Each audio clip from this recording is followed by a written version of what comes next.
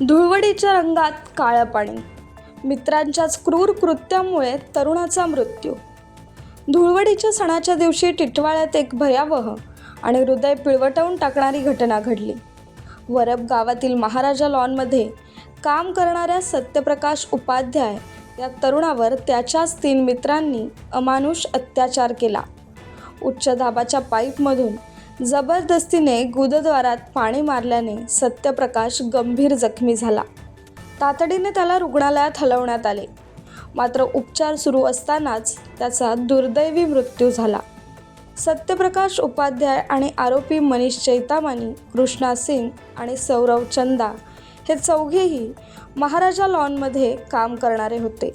सुरुवातीला मजेत सुरू झालेला हा खेळ नंतर अमानुष स्वरूपाचा झाला.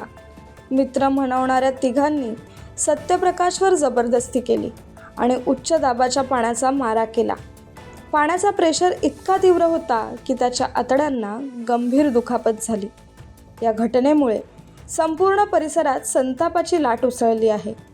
मृत्यूच्या वृत्ताने टिटवाळा परिसरात खळबळ माजली असून नागरिकांमध्ये भीतीचे वातावरण निर्माण झाले आहे. सत्यप्रकाशचा मृत्यू हा क्रूर वागणुकीचा परिणाम असल्याचे स्पष्ट होताच टिटवाळा पोलिसांनी तातडीने कारवाई करत मनीष चैतामनी, कृष्णा सिंग आणि सौरव चंदा या तिघांना अटक केली. शवविच्छेदन अहवालात पाण्याच्या तीव्र दाबामुळे आतड्यांना गंभीर इजा झाल्याने मृत्यू झाल्याचे नमूद करण्यात आले आहे. पोलिसांनी आरोपींना न्यायालयात हजर केले असता त्यांना 4 दिवसांची पोलीस कोठडी सुनावण्यात आली आहे. या घटनेने संपूर्ण समाजाला हादरवून सोडले असून केवळ मजेच्या नावाखाली एखाद्याचा जीव जात असेल तर हा समाजासाठी मोठा धोका असल्याची भावना व्यक्त केली जात आहे. या प्रकरणाचा सखोल तपास सुरू असून आरोपींना कठोर शासन व्हावे अशी मागणी नागरिकांकडून केली जात आहे.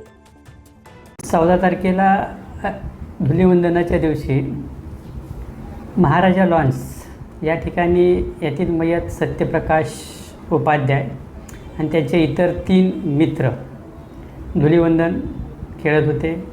अंगावरती पाणी उडवण्याचं काम करत होते. त्यापैकी सर्वजण दारू पिलेले होते. साधारणतः 3-3:30 वाजण्याच्या सुमारास हे त्या ठिकाणी एकमेकाच्या अंगावरती पाणी उडवत असताना यातील मयत सत्यप्रकाश दुबे याला कृष्णा सिंग आणि सौरभ चंदा या दोघांनी खाली पाडून त्याच्या उरावरती बसले आणि मनीष सिंग यानं पाण्याचा जो प्रेशरचा जो पाईप होता तो त्याच्या पॅन्टमध्ये आतमध्ये घातला. त्यामुळं पाणी प्रेशर असल्यामुळं त्याच्या गुदद्वारातून आतमध्ये गेलं.